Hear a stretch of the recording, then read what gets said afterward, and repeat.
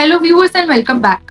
आप सभी जानते हैं कि हमारे देश में nation wide special intensive revision conduct किया जा रहा है और इसी को चैलेंज करने वाली कई सारी पिटीशंस इस वक्त सुप्रीम कोर्ट में लिस्टेड है। सुप्रीम कोर्ट रोज और कंटिन्यूअस हियरिंग के साथ साथ इन सारे ग्रीवियंसेस को बारी बारी सुन रहे हैं। फिर चाहे बात हो बिहार स्टेट की, आसाम की, केरला की, वेस्ट बंगाल की, यूपी की या फिर तमिलनाडु की, सभी स्टेट्स के अपने अपने ग्रीवियंसेस हैं। ऐसा ही एक और हियरिंग सेशन आज भी हमें देखने को मिला, जहां पर बिहार एसआईआर को चैलेंज करने वाली कई सारी पिटीशंस को chief justice of India Suryakant की बेंच ने सुना। लेकिन इससे पहले हम आगे बढ़े कि और जाने कि हियरिंग में क्या हुआ है, मैं आप सभी को बता दूं कि मॉर्निंग के समय जब ये मैटर मेंशन किया गया chief justice of India Suryakant के सामने, तो उनकी तरफ से एक शार्प रिव्यू देखने को मिला। उन्होंने डांटते हुए एक डायरेक्टिव पास किया।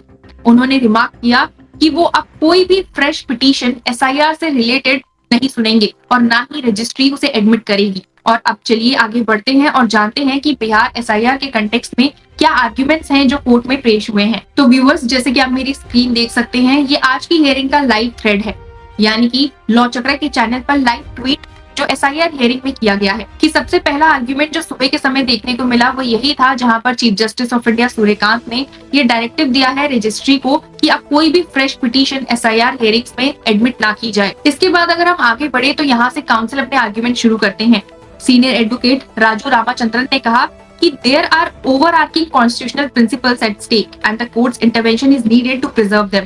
The constitution mandates that the ECI to facilitate universal adult franchise. The Commission can either act as an enabler, helping citizens to vote, or as a suspicious watchdog. Its chosen approach becomes evident. Age, residence, and citizenship are the only three qualifiers of UAR, all equal.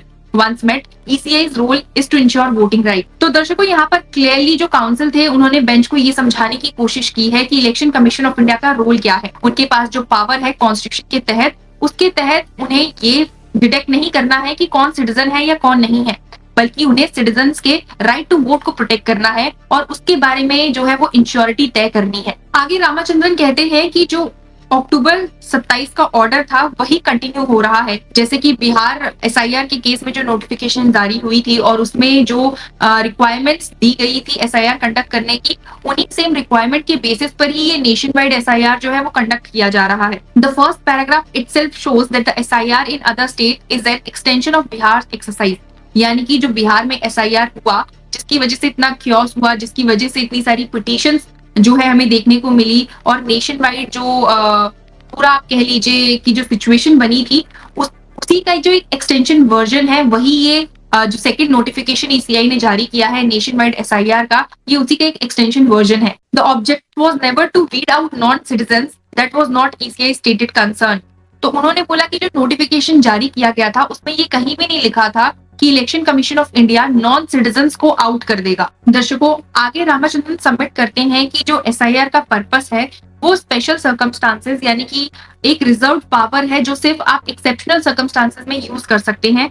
और ये जो आपकी statutory rights होते हैं, यानी कि right to vote या फिर आपका जो अधिकार होता है इलेक्टोरल रोल में अपने आप को रजिस्टर करने का, अगर आप एक इंडियन सिटीजन है या फिर आपके पास सारे डॉक्यूमेंट्स एंड प्रूफ हैं और आप काफी समय से जो वोट है अपना राइट जो है वो यूज करते हुए आए हैं, तो आपका जो स्टैट्यूटरी राइट है वो सिर्फ इस वजह से ओवरराइड नहीं हो सकता क्योंकि एसआईआर में आपको इंक्लूड नहीं किया जा रहा है। आगे उन्होंने ये भी आर्ग्यूमेंट दिया कि the question of citizenship falls under the citizenship act, that laws provide a full mechanism for inquiries including complaints by authorities और even neighbours, not the ECI. The current process effectively allows the ECI to suspend citizenship. उन्होंने bench को ये बताने की कोशिश की कि citizenship act के तहत जो प्रोसेस है नॉन सिटीजन को एक्सक्लूड करने का वो दिया गया है। लेकिन यहाँ पर क्या हो रहा है कि इलेक्शन कमीशन ऑफ इंडिया जो है उसने ये पावर अपने हाथ में ले ली है और वो तय कर रही है कि कौन सिटीजन है और कौन सिटीजन नहीं है। आगे जो काउंसिल है वो ये भी आर्ग्यू करते हैं कि removing a voter from the rolls merely on suspicion is equivalent to suspending their citizenship. यानी कि अगर आप किसी को सिर्फ शक की गुंजाइश पे इलेक्टोरल रोल से जो है वो बाहर निकालते हैं, इसका मतलब ये है कि आप उससे उनकी जो सिटीजनशिप है वो सस्पेंड करवा रहे हैं, उनकी जो सिटीजनशिप है आप वो छीन रहे हैं। The ECI is not an inquisitorial body, the impugned notifications enable disfranchise. The ECI is not an inquisitorial body, the impugned notifications enable disenfranchisement without fulfilling the true purpose of SIR. यानी कि election commission of India कोई inquiry body नहीं है कि जो इस चीज के बारे में जाके इंक्वायर करे कि कौन सिटीजन है और कौन नहीं है, बल्कि जो ये सारे इम्प्यून जो नोटिफिकेशन है जो ईसीआई ने निकाले हैं, जहां पर ये एसआईआर प्रोसेस जो है वो कंडक्ट करने की बात हो रही है, ये सारे डिसइनफ्रेंचाइजमेंट को इनेबल करते हैं। ये जो है ये मास लेवल का डिसइनफ्रेंचाइजमेंट जो है वो कॉज कर रहे हैं बिना एसआईआर के ट्रू पर्पस को फुलफिल किए हुए। अब जो अगला आर्ग्यूमेंट काउंसिल ने दिया वो इस बात पर था कि जो पावर क्लेम कर रही है ईसीआई, वो पावर क्लेम करते हुए वो अपनी लिमिट्स भूल रही है। यानी कि हर बॉडी हर किसी की जो एक पावर है वो लिमिट की गई है इन द कॉन्स्टिट्यूशन, लेकिन यहाँ पर जो ईसीआई है, ईसीआई अपनी पावर्स को ब्रीच करते हुए आगे बढ़ चुकी है और वो ऐसे एक्शंस भी कर रही है जो उनकी पावर से बाहर है। इसी को लेकर अब उन्होंने एक कंसर्न रेज किया बिहार के कंटेक्स्ट में माइग्रेंट वर्कर्स को लेकर, जिस पर जस्टिस बागची ने बोला कि the term migrant does not automatically carry a domestic meaning, it could even refer to an exodus. यानी कि जो माइग्रेंट है, अगर काउंसिल ये कह रहे हैं कि माइग्रेंट को डोमेस्टिक कंटेक्स्ट में देखा जाए, यानी कि सिर्फ इंडिया के अंदर जो माइग्रेंट्स है सिर्फ उन्हीं को कंसीडर किया जाए, तो ऐसा नहीं हो सकता, क्योंकि माइग्रेंट एक ऐसा वर्ड है जहां पर वो लोग भी इंक्लूड होते हैं जो इंटरनेशनल बॉर्डर्स क्रॉस करते हैं। तो यहाँ पर जो काउंसिल है वो कहते हैं कि the idea of rapid urbanisation and frequent migration was specific to Bihar. तो जो नोटिफिकेशन जारी किया गया था ईसीआई की तरफ से, उसमें स्पेसिफिकली ये चीज लिखी थी कि जो ये एसआईआर प्रोसेस कंडक्ट किया जा रहा है, ये इस आइडिया के पर्पस से कंडक्ट किया जा रहा है कि जो अर्बनाइजेशन हुई है रैपिडली बिहार में और जो माइग्रेशन देखने को मिली है, उसके बाद जो इलेक्टोरल रोल है उन्हें फ्रेश करने की जरूरत है, उन्हें अपडेट करने की जरूरत है। लेकिन जस्टिस बागची ने उन्हें यहाँ पे पॉइंट आउट किया ये बोलते हुए कि migrant can also mean someone moving from one state to another. तो यहाँ पर जो काउंसिल है वो कहते हैं कि that would be an overly charitable interpretation.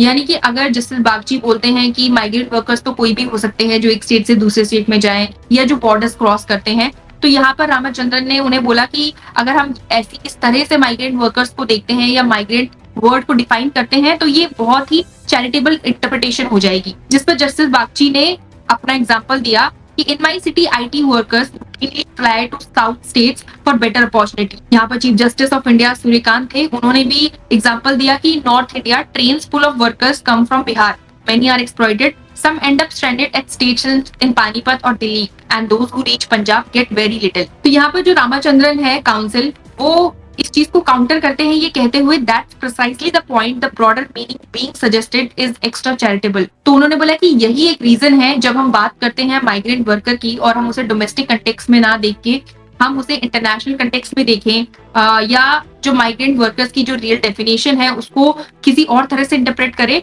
तो वो चीज एक्स्ट्रा चैरिटेबल हो जाती है। आगे जो काउंसिल है वो कहते हैं कि term illegal migrant has a clear established meaning in socio political discourse and is a legitimate classification. तो जो इलीगल माइग्रेंट की हम बात कर रहे हैं यहाँ पर, उसका एक क्लियर और एस्टैब्लिश्ड मीनिंग है हमारे सोशियो पॉलिटिकल डिस्कोर्स में, यानी कि हमारे सोशियो पॉलिटिकल लैंडस्केप में, जो एक लेजिटिमेट क्लासिफिकेशन है और हम उसे डिनाई नहीं कर सकते। अगर कोई इलीगल माइग्रेंट है और वो क्लासिफाई हो जाता है कि वो एक इलीगल माइग्रेंट है, तो हम उसे डिनाई नहीं कर सकते, वो लीगल क्लासिफिकेशन के तहत जो है कंसिडर किया जाएगा। इसके बाद यहाँ पर रामचंद्रन ने अपना खुद का एक एग्जाम्पल दिया और उन्होंने बताया कि I was a resident of Noida till recently, then moved to Delhi. My BLO told me that if she can remove me from the old list and I can get my name registered in Delhi.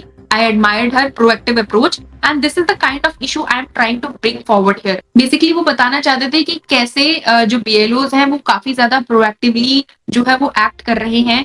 अगर कोई person एक जगह से दूसरी जगह move कर जाता है तो उसके जो रोल में नेम है उसको चेंज करने के लिए भी वो लोग बहुत ज्यादा जो है वो एक्टिवनेस दिखा रहे हैं, बिना चीजों को वेरीफाई किए हुए, बिना चीजों को अच्छे से पूछे हुए। तो यहाँ पर ये जो कंसर्न है ये उनका मेन पॉइंट था, जहाँ पे उन्होंने बेंच को जो है ये चीज नोट करवाई। आगे उन्होंने बोला the challenged order does not state any valid reason और legitimate state purpose to justify invoking section 21(3). We must apply the constitutional proportionality test. While section 21(3) does allow a special revision anywhere, that power still has limits and must meet constitutional standard। यहाँ पर chief justice of India ने उनसे इसी बात पर एक question पूछा कि an SIR isn't a routine exercise, we can't prescribe a procedure for it, it's not something done annually, this is happening after nearly 20 years। दर्शकों, इतनी सी बात थी और इतनी छोटी सी आप कह लीजिए जो पोस्ट लंच हेयरिंग हुई है, 4 बजे से ये हेयरिंग स्टार्ट हुई थी, तो इस छोटी सी हेयरिंग के बाद अब मैटर जो है वो ट्यूसडे के लिए डेफर हो गया है। जो सुप्रीम कोर्ट थी उन्होंने तय किया है कि स्टेट वाइज, जैसा कि मैंने आपको शुरू में बताया, स्टेट वाइज जो है वो मैटर्स को डिवाइड कर दिया गया है विद रिस्पेक्ट टू डेट्स, और अब उन्हीं डेट्स पे जो है हर एक स्टेट के अलग-अलग ग्रीवियंसेस सुने जाएंगे और सुप्रीम कोर्ट उन बेसिस में डिसाइड करेगा कि क्या उन पिटीशंस को एक्सेप्ट करना चाहिए या फिर जो उनकी प्रेयर है उन्हें रिजेक्ट कर देना चाहिए। तो will wait and will see कि सुप्रीम कोर्ट एसआईआर के इतनी सारे मैटर्स में क्या डिसीजन सुनाता है। Till then stay tune with us and keep following us.